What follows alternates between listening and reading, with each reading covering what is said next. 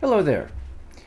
If you have read academic articles or books, you've probably noticed that the writing style is kind of hard and there are lots of big, long words, you've maybe never seen before. Why do academic writers like to use such big, fancy words and complex sentences? Is it because we like to show off? Yeah, it kind of is. Yeah, we like to show off. Yeah, that's true. Okay. But it's more than that, and I'll talk about that in this video today.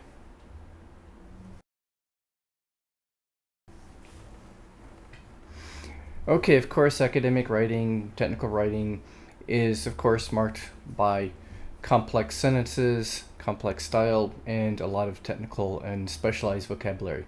It's not just because we like to show off. There are really good reasons for that.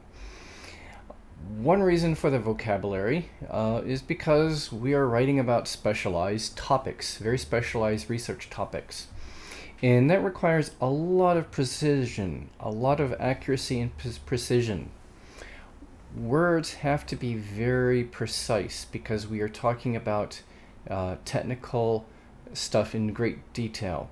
So, for example, in psychology, if we talk about motivation, well, we need to distinguish between intrinsic and extrinsic or external or extrinsic motivation.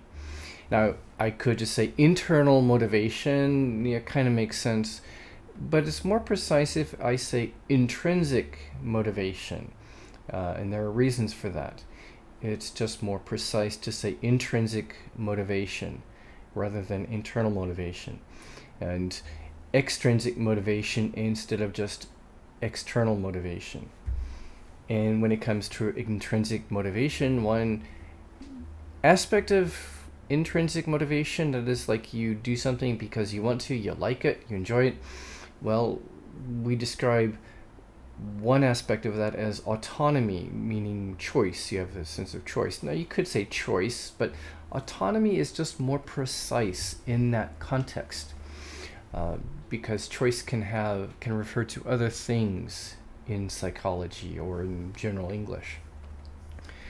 Autonomy is a lot more precise for what is meant in that context.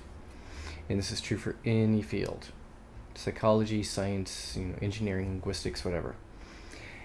And also the vocabulary is maybe influenced by a particular theory or model that the researcher works in. So the terms of intrinsic motivation and autonomy, those come from a particular theory of motivation that's common in psychology. And so it's because of the theory that those words are chosen the way that they are. And that's, again, true for a lot of fields. It's because of the theory or the framework or the assumptions that you have in mind or the purposes you have in mind. You use very specific, specialized, very precise vocabulary so you can be accurate and precise and clear and not to have any confusion or ambiguity in terms of what you mean. A lot of these academic words come from Latin or Greek, and English is about 2/3 Latin. About 2/3 of the words in English come from Latin, but especially in academic English and technical context, it's much higher than that. And you get Greek terms also, especially in certain fields like biology and psychology and math. We have a lot of these longer Latin and Greek-based words. Examples. I could just say give. That's a very common high-frequency verb, but it has so many meanings. If you look it up in a dictionary, it has dozens of meanings or uses or nuances.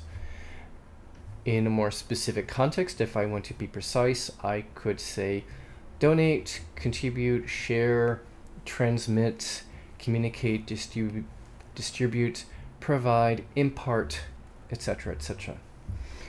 That is a high-frequency journal verb, and it has so many meanings.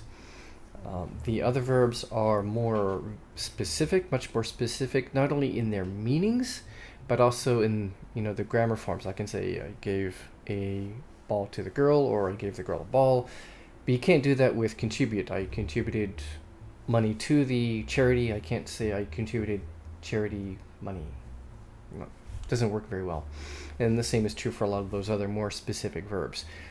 they are more restricted in their grammar forms or their grammatical usage because their meaning is more specific and precise to a particular context. Another example, take a verb like take out. So common verbs in English in everyday colloquial English or informal English. Colloquial means informal spoken style. So colloquial English, we use a lot of phrasal verbs. Take out, for example, it can have a lot of meanings because you can take out a lot of things. You can go to a fast food restaurant and take out food. You can take out money from the bank. The doctor takes something out of your body that doesn't belong through surgery. If you're a gangster, you take out your enemies. That is, you get rid of them. But if I wanted to be precise and academic, there are a lot of more specific verbs I would use instead in specific academic contexts. Remove, delete, excise, destroy, etc. Now, if you want to find a more precise word, if you want your writing to sound better, what you want to do is go to a thesaurus. A thesaurus is a dictionary of synonyms or words with related meanings. Probably the best place is thesaurus.com. It's online, it's free, and it's also connected with a dictionary. It has its own dictionary site, dictionary.com. You can go to thesaurus.com, and if you put in give, you'll get like dozens or hundreds of synonyms. And then you can look up the particular word in the dictionary because it's connected to a dictionary site. Then if you want to get more information on how the word is used in context and how to use it, do a Google search for that word. Let's say you go to give on thesaurus.com and you see a word like impart and you're not sure how to use that. Well, you can of course look it up in the dictionary and get a few example sentences from a dictionary. Then you can also just type it into Google and do a Google search for the word impart and see how people use it online in context. You can probably get millions of hits for a word like impart. Don't read all those millions of web pages, of course, but look at the top results and go there and see how it's used in context and what kind of context it has in addition to the dictionary meaning. And that is how you learn to use new, more specialized vocabulary. Also helps if you are just reading a lot of stuff and you encounter new words in context and you learn new words in context. That way, that is a better way to learn vocabulary than studying a dictionary. Helpful to refer to a dictionary, but you don't want to just study dictionary type books all the time because that's a boring way to learn. Now, I mentioned that these words like take out and give have a lot of meanings, and this is what linguists call polysemy, and this is a term in semantics. So semantics is the linguistic study of meaning, what meaning is and how meaning functions in words. It's kind of a abstract theoretical study. And a key term in semantics is polysemy. Poly means many, the seme means meaning. It's from Greek, by the way. So when words have multiple meanings is polysemy, and it's a common thing in language. Another feature of academic writing is there are a number of common words that might have a common meaning in colloquial English, but they have different meanings in different academic contexts. So, for example, a word like research, it's often used in colloquial English or common parlance. Common parlance is like this the way we talk everyday usage, normal usage. In common parlance or colloquial English, somebody says, I did some research on this. What does that mean? Well, they did some reading on it, they Googled it, whatever. But academic people tend to not like that when they hear that, because for us it means something different. It means like I went out and I collected my own data. I did an experiment, or I collected my own data somehow and I did my own analysis and I wrote it up. I wrote a paper and maybe published it or presented it at a conference at least. Original research. So it's different. The word research has a different kind of nuance or meaning in academic contexts.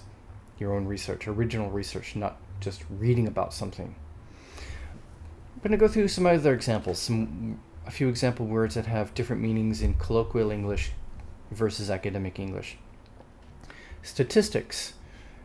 We think of high school, middle school statistics, averages and percentages and stuff. To academic researchers, that's kind of baby statistics. For example, you could have averages or frequencies. It doesn't tell you really what's going on. If, for example, if there's a real relationship between two things.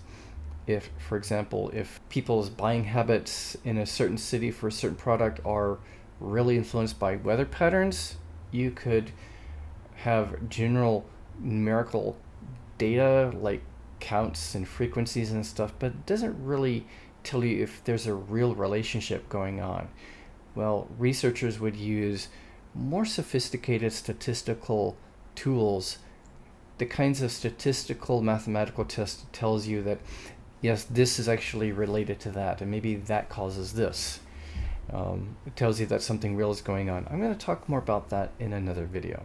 But it would be things like, t-tests, ANOVAs, regression, correlation.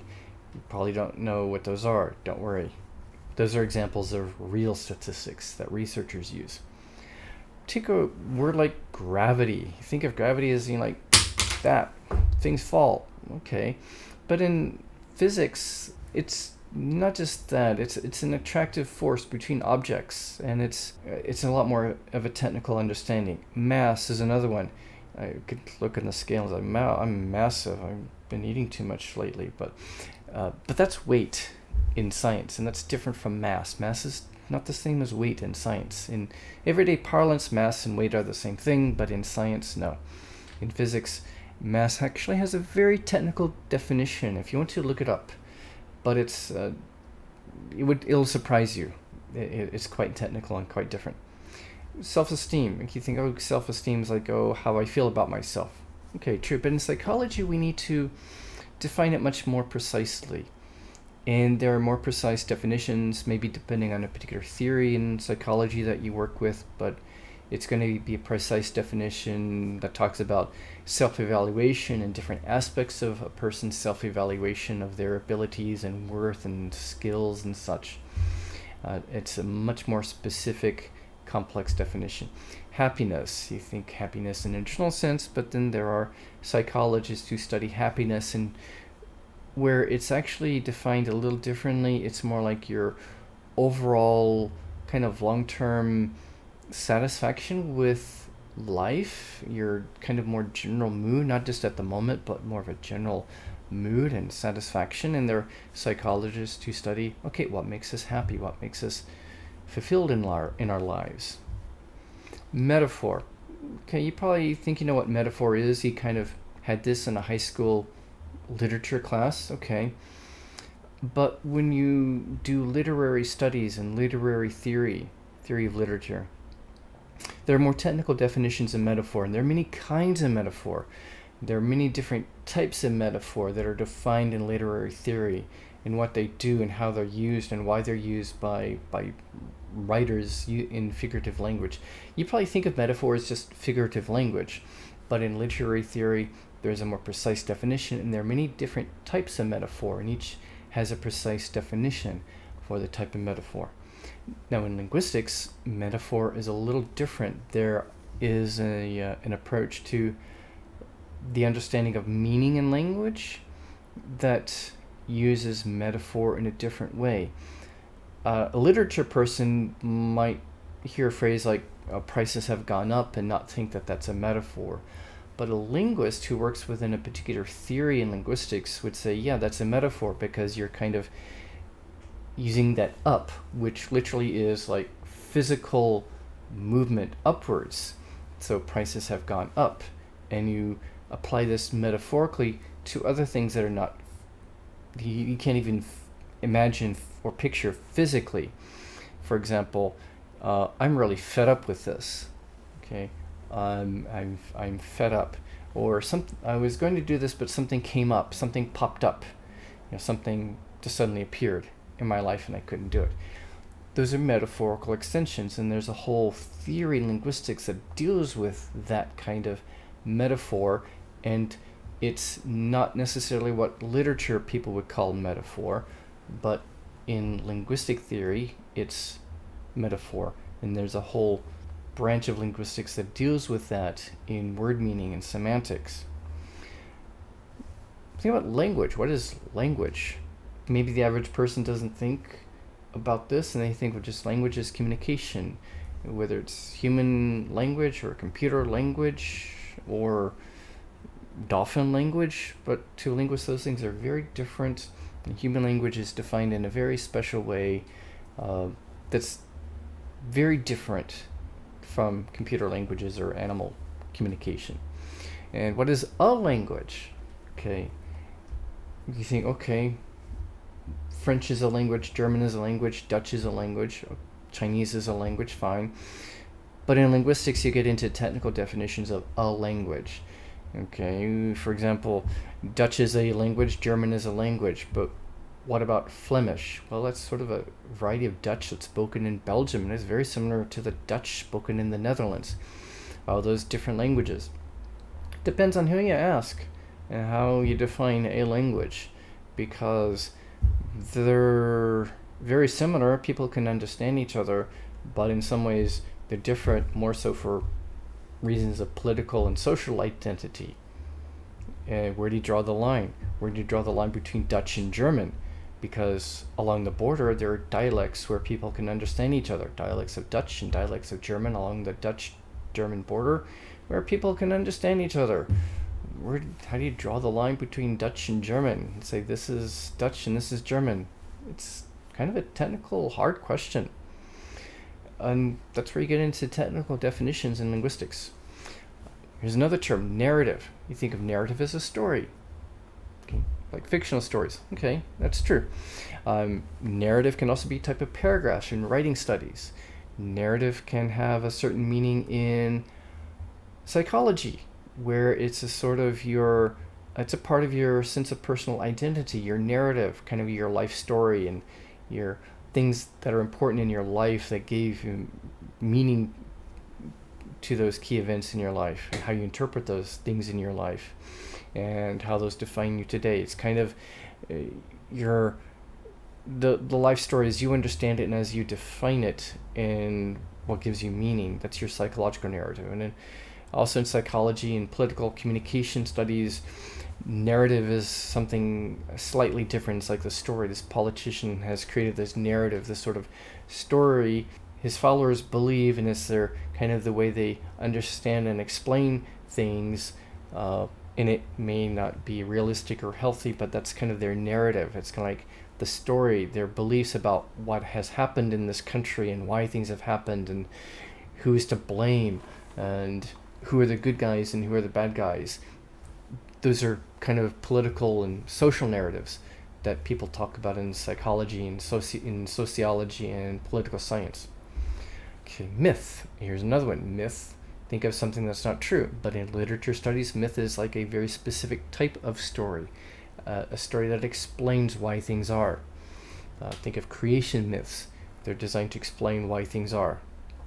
It's a particular genre in literature. Finally, I'll leave you the word theory. What does theory mean? Because it's not the same in academic English as in colloquial English. In colloquial English, you may think, oh, my theory is that that person is going to try to run for president in 4 years because of X, Y, and Z. That's my theory. Is that the same as a scientific theory? Let me give you an example. In 1687, Sir Isaac Newton, the scientist, published his law of gravity.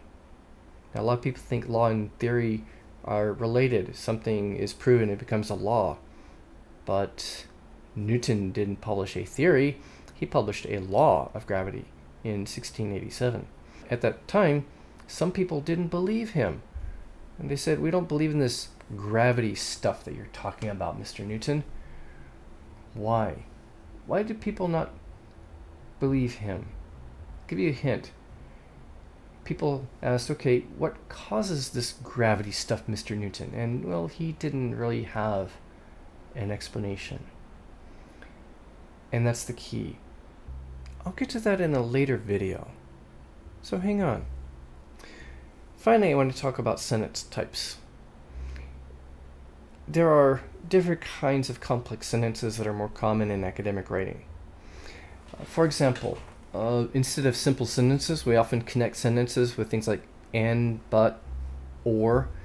So for example, we observe student social interactions and administered surveys. It's a compound sentence, we call it.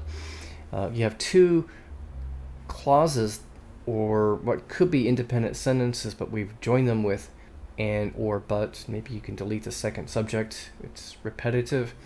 And get what's called a compound sentence of two main clauses stuck together into a longer sentence.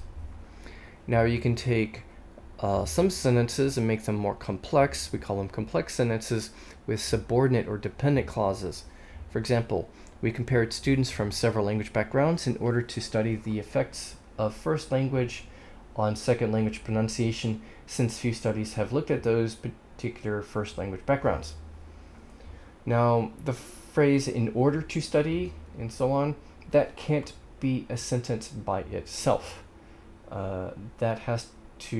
That is what's called a dependent clause, and it can only exist if it's joined to a main clause.